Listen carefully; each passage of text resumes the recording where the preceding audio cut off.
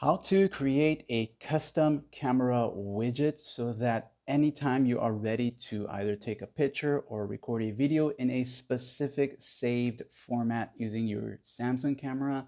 Here's how you can go about doing this. This is with Samsung phones on Android 15 One UI 7.0. To get started, you'll need to go ahead and add the camera widget. So just find a space where you can add your camera widgets, long press on the home screen like this here, go into the widgets right down there.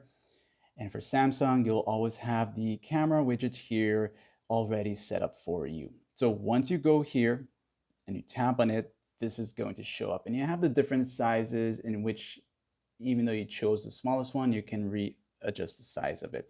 So let's just say I decided to go with this one here, and I go ahead and add it. Now, when you add the widget for the first time, this is going to show up like this here. And what you're going to do now is tap on the widget itself. Okay, so single tap it, and it will now appear like this here where you can customize the widget itself. You can change the silhouette shape of it if you so decide to do that.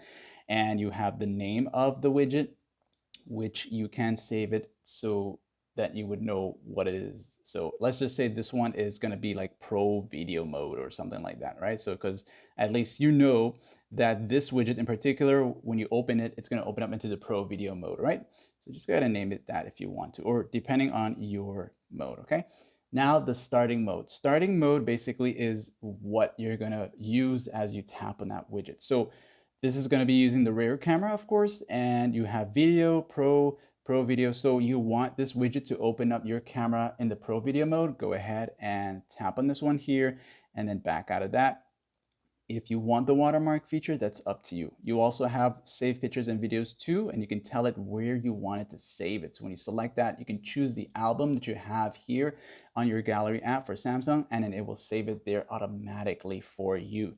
And finally, the widget background. So at default, it's gonna take the last image of your gallery app or video as a widget icon here. So you can actually go here and choose a image or select an image instead of just having that weird one there. So for me, I want something that's going to stand out. I'll just go with this one here.